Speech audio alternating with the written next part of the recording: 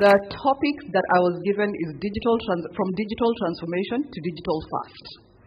And when I say I want us to have a conversation slightly differently, is let's take it from the context of where are we seated. Let's take it and when I say context of where we're seated, it's Africa, Kenya, and then even closer to, or even more realistic, we are seated in the coast province of Kenya. Now, I have a very specific reason of why I'm bringing it that way. A lot of us traveled from somewhere else. Actually, I think the majority of us came from Nairobi. A lot of the time when we are thinking digital transformation, when we've been having the digital transformation conversation, the whole thing that we've been talking about inclusivity, we've actually left out other areas of the country. We've left out any businesses that are in operation or starting up that are not in the major cities, having access to the same resources that we typically have. So one of my intentions in being here is, as we have the conversation, let's break off certain molds that we have had in our minds, not intentionally, but just because we've operated in certain defined spaces. So that as a foundation for the conversation that we're going to have. 2, Africa. I think I said it on this stage yesterday. 1.4 billion people. 60 to 70% youth, depending on which report you're reading. Now, I'll take a step back and walk through my own digital journey. I know 2 decades of technology experience or corporate experience. So that should tell you, when I started using the internet, it was not on a phone. I went to a cyber cafe, at least in Kenya. I went to a cyber cafe, or it was maybe, if you were lucky, you knew someone who their father, their mother was in an office where there was internet, and you were given access. That is maybe a few of us in the room who started our interactions with internet then. The generation that we are selling, which is why I keep bringing us back to understanding the African identity right now, the generation that we're selling to started their journey on a phone. Again, I'm saying I'm breaking certain things. I'm intentionally setting a context where we break off certain thinking. As we have the digital transformation conversation in Africa, we need to also bring to the table the understanding that, one, we're at a different position from the rest of the world. We don't have legacy. So actually, for Africa, because we don't have legacy, we are essentially digital fast. A lot of the solutions that we are building, if we understand that our population, being as it is, young people, are digital native, they are learning online. Actually, majority of your next set of customers started using the phone when they were quite young. Their learning has been on the phone or on a computer. So the dynamics of the interaction with them is different. So why all this? We've had the conversation about digital transformation, what it means for organization, what it means even for a state or a nation. And that is, at least for me, part of it starts from we have systems, we have a certain way of doing things, we have a certain way we've trained people, moving them into the digital world.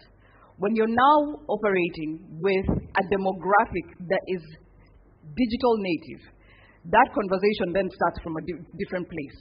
And the reason it's important for those of us in the room to have this conversation is really because we are working with a consumer, let me call them consumer for now, or maybe just let's call them users, who everything is done from this phone. And I want to use my own story again and pick a particular bank. I can't see because of the lights, but Jane Moore is somewhere here, Stanchart. I think they have one of their most awesome apps because I can do a lot on that app. I had a conversation with someone and they asked me, do you think we need more apps? Do you see an uptake of more apps? And I said to them, actually, I think the more we keep working in hybrid, we keep doing everything remote. We are now buying remote. In fact, it's almost a preferred. So you're seeing a lot of e-commerce engines starting to be built. The more we do that, I get the sense, or my interpretation of it is, we're actually going to move to a space where we might need to sit in a room between different enterprises, banks, telcos, manufacturers, and start to think about, do we maybe need a super app? Because again, when I look at this gadget, my phone, I probably use 5 apps on a regular. I'm not big on, I don't spend a lot of time on chat, but in terms of actual things that make my life convenient, I probably use just 5. If I could have everything that I'm doing in one, that would change the dynamics for me. So why did I call out the bank standard? Because all my interactions, and I'm not, remember I told you I'm not digital native. I was born in a certain era where there's a lot of things that are still done on my laptop. All my interactions with that bank are on the phone. I barely talk to anyone. In fact, I think I was introduced to a change in the relationship manager 4 months ago. That's the only conversation we've had, where she introduced herself. That's it. I've not had to call on her, but I get all my information. Now, as we have the digital transformation from digital transformation to digital fast, it's actually a build conversation. It's a future conversation. As we now build, because we've identified the problems or the unique opportunities that we have in Africa, what is the mentality from which we are building? It's understanding my users, knowing what they need, and then building from that perspective. So if every interaction, the majority of my interaction with the users is going to be on phone, or it's going to be on some platform, so online, on social, how do I actually then build to meet them where they are? So if we're going to do that, then there are certain technologies that we ultimately have to think about. And I won't belabor the point. I think we've spent quite a bit of time talking about being cloud smart and what that looks like. We've had some conversations here around security, or we're going to have some today, and what that looks like. But I will call out one thing that I think is still a very valid conversation in this country, and especially around the area of security. One of the things that we're seeing as more of us start to build for that digital native user is a need to now drive a certain kind of education, especially around the solutions or the apps that they're downloading. So we've finally gotten to the point we understand if we're going to build anything for this generation, for the workforce that we have, it is going to be online. We're going to have to interact with them in that space. But are we actually educating people? So for me, in this room, we can sit and talk about technologies. I can stand here and talk to you about what Microsoft has in security, in cloud, in app management, in data management, in analytics. But I would like for us to have a different kind of conversation. As we build, are we building for the right users? Are we building for future needs? And for me, that's where the digital fast conversation comes in. Again, I'll take an example that we are all aware of, and hopefully we all use. Or maybe, let me say, hopefully we all use it. I might sound like I'm doing a pitch for Safaricom, but how many of us are on M-Pesa in the room? Really? Sorry? The others are lying. You're not even looking at them, but you know they're lying. I like that. So, majority of us are on M-Pesa in the room. How many of us use all the functionalities of M-Pesa?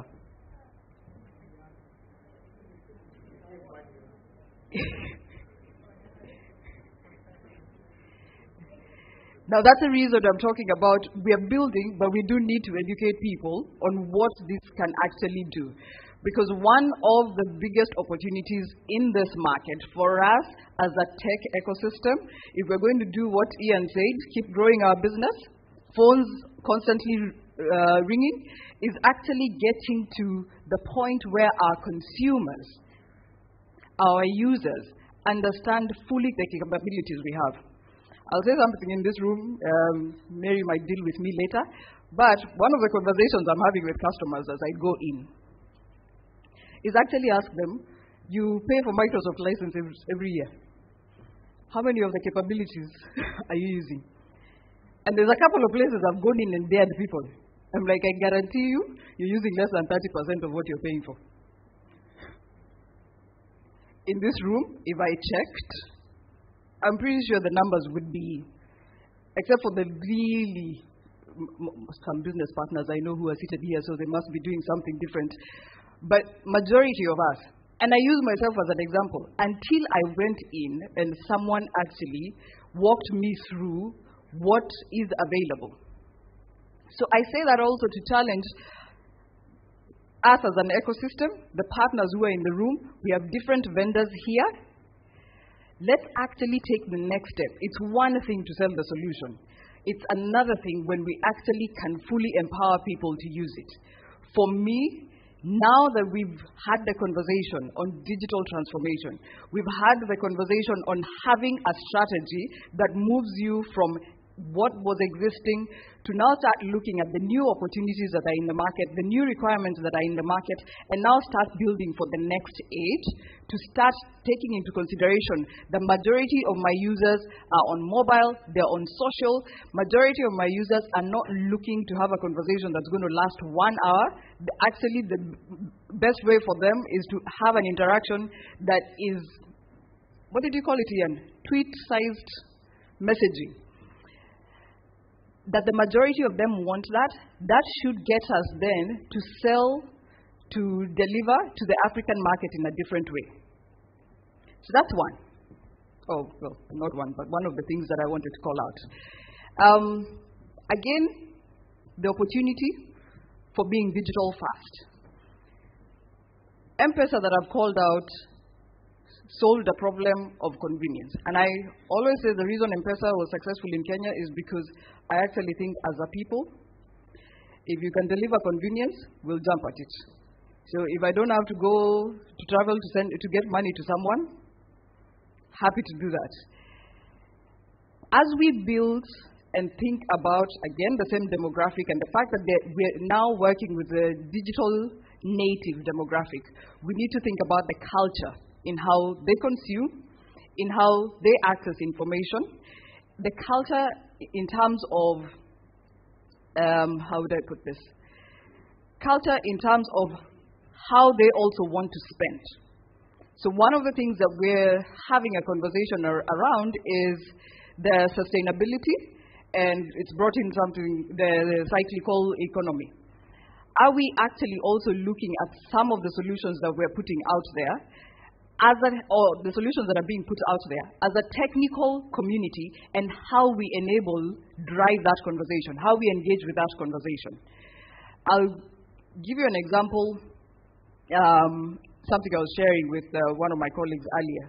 One of the things that I'm finding really interesting is for this demographic that is pushing us now to develop for them, that is pushing us now to drive that conversation of first of a kind, not been done before, where we're not coming from legacy. We actually want something that's built for me where I am. One of the things that is so interesting for me with this group is they're actually not looking at the same conversation we've been having of bits and bobs, but they're looking at whatever app you build, just tell me it can do 1 to 3 things for me. So that forces us, again as a tech community, to drive a different kind of conversation. And I'll use an example of SMEs and startups. Do we know the demographics around, or rather, let me not use demographics. Africa, right now, has been in the news with regards to fintechs. Why have we been in the news with regards to fintechs? It's because there's an actual problem, a very real problem that we are still trying to fix. Financial inclusion. Access to financing, in fact. I prefer that word to financial inclusion. Access to financing has been a real challenge. It's not been a challenge necessarily for individuals. The biggest population that we are still yet to really include as we build these fintechs has actually been the MSMEs. And the statistics are that majority of the African population, and even bringing it home, about 75% of people employed people work within MSMEs in Kenya, not in the big corporates. So going back to building solutions and looking at from digital transformation to digital fast, MSMEs don't have legacy systems. So we're not actually talking to them about transforming what they have. We're talking to them about your current structures, everything that you've been doing manually or you've been doing without any particular systems. How do we first walk you through the journey of what you need to be a successful enterprise, and then take you from there to actually now incorporating digital solutions. I think we shared yesterday when we were having the digital transformation conversation on what is required, and we're talking about moving it from just being something that is discussed at IT and making it part of the business. For Microsoft, one of the things we're doing to drive this messaging, and specifically around that sector I shared through an organization called the Africa Transformation Office, is now going to these MSMEs and startups and having that conversation from the basics. As you build digital. And for me, that's the true picture of digital fast. I think I'll leave it there.